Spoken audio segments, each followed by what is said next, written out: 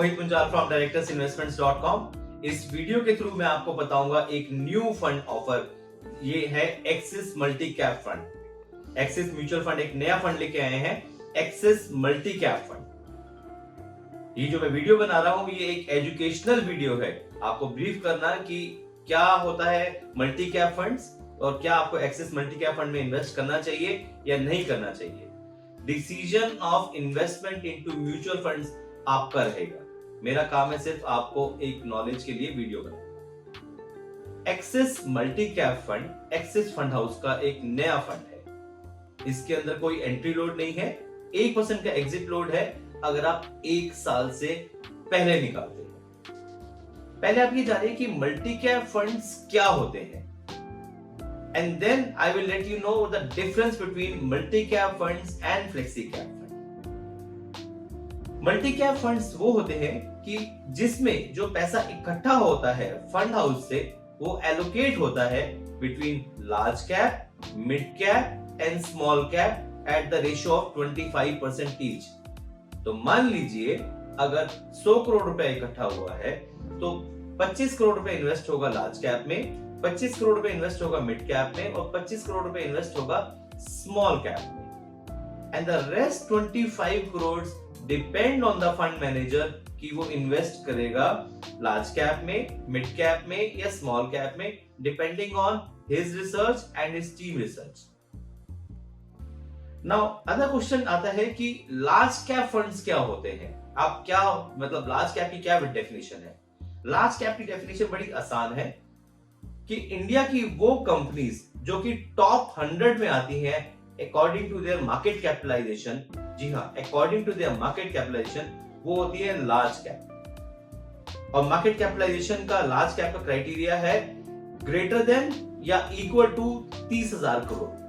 तो इसका मतलब मान लीजिए एक कंपनी है, उसका मार्केट कैपिटलाइजेशन मतलब उसके शेयर्स की वैल्यू मार्केट में multiply by the number of shares they have issued, उसकी जो मार्केट कैपिटलाइजेशन 30,000 करोड़ से ऊपर है तो वो लार्ज कैप फंड है।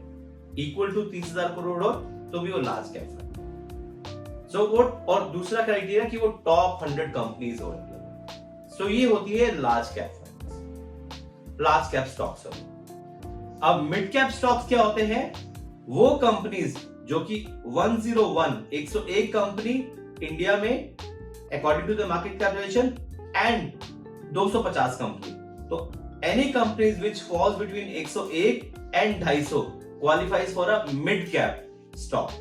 और मिड कैप स्टॉक की डेफिनेशन क्या है कि जिसकी मार्केट कैपिटलाइजेशन 10,000 करोड़ से ज्यादा हो और 30,000 करोड़ से नीचे हो या 10,000 करोड़ हो, वो मिड कैप स्टॉक माना जाता है। तो मान लीजिए एक कंपनी है जिसके नंबर ऑफ शेयर्स इशूड और जो उसका मार्केट प्राइस चल रहा है, दोनों को अगर मल्टीप्लाई करें तो जो उसका मार्केट कैपिटलाइजेशन मान लीजिए 12,000 करोड़ है तो वो मिड कैप स्टॉक माना जाएगा। और स्मॉल कैप स्टॉक्स वो होते हैं जिसकी मार्केट कैपिटलाइजेशन 251 कंपनी से ऊपर हो, 251 कंपनी एंड उसके बाद जो काउंटिंग चलती रहेगी वो स्मॉल कैप स्टॉक्स में आती है। तो जो फंड मैनेजर है वो 25% डालेगा लार्ज कैप में, 25% डालेगा मिड कैप में और 25% डालेगा स्मॉल कैप में, एंड द रेस्ट 25% वो डालेगा according to the research which he has done कि उनको लगता है कि लार्ज कैप अभी चलेगा तो लार्ज कैप में, मिड कैप चलेगा तो मिड कैप में या स्मॉल कैप चलेगा तो स्मॉल कैप। तो एक्सिस मल्टी कैप फंड जो है एक बहुत ही अच्छी स्ट्रैटेजी के साथ आया है। मुझे लगता है ये एक बहुत ही उम्दा स्ट्रैटेजी है and Axis as a fund house is a very very good fund house. उनके बहुत सारे फंड्स बहुत ही अच्छा परफॉर्म कर रहे हैं। मुझे लगता है कि एक्सिस मल्टी कैप का जो थॉट प्रोसेस है ये बहुत ही अच्छा थॉट प्रोसेस है।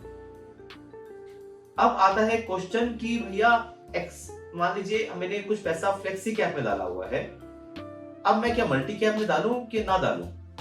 सो बड़ा आसान तरीका है ये जज करने का कि फ्लेक्सी कैप और मल्टी कैप में क्या डिफरेंस है। जो फ्लेक्सी कैप फंड्स होते हैं, पहले आपको मैं बताता हूं मल्टी कैप फंड्स की आपको मैंने डेफिनेशन बता दी है।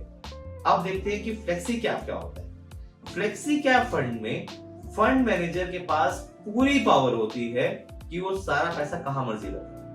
क्या वो सारा पैसा लार्ज कैप में लगाए, मिड कैप में लगाए, स्मॉल कैप में लगाए, या वो 50% लार्ज कैप में लगाए, 25% मिड कैप में लगाए और बाकी स्मॉल कैप में लगाए, या जो भी फंड मैनेजर डिसाइड करता है अकॉर्डिंग टू हिज चॉइस। तो वहां पे फंड मैनेजर के हाथ बंधे हुए नहीं है।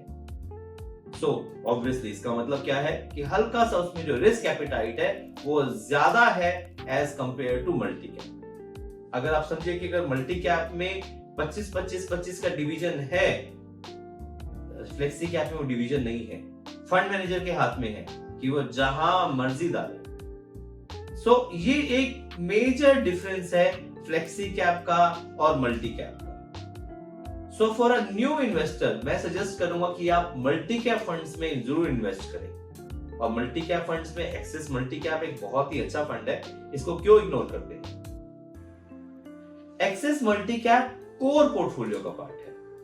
तो कोर पोर्टफोलियो के जो फंड्स होते हैं वो लॉन्ग टर्म रखे जाते हैं। देखिए दो तरह के फंड्स की कैटेगराइजेशन होती है, एक होती है कोर पोर्टफोलियो, एक होता है सैटेलाइट पोर्टफोलियो। सैटेलाइट पोर्टफोलियो के अंदर जो होता है वो आप फंड चेंज करते रहते हो, बदलते रहते हो। कोर पोर्टफोलियो के फंड्स आप नॉर्मली चेंज नहीं करते हो, आप रखते हो उसे लॉन्ग टर्म, बिकॉज उनके फंडामेंटल्स बहुत अच्छे होते हैं। तो एक्सिस मल्टी कैप आपके कोर पोर्टफोलियो का पार्ट है।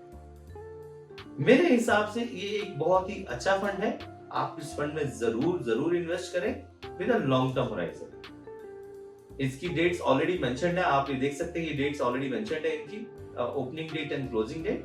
आप अपने हिसाब से जितना आपको कंफर्टेबल है आप उसमें जरूर इन्वेस्ट करें। आप मेरे साथ इन सोशल मीडिया प्लेटफॉर्म पे मेरे साथ जुड़े रह सकते हैं। इन सब में आप मेरे फंड्स की डिटेल, सब कुछ डिटेल में मेंशन करता हूं। आप मेरा YouTube चैनल जरूर लाइक करिए। Thank you.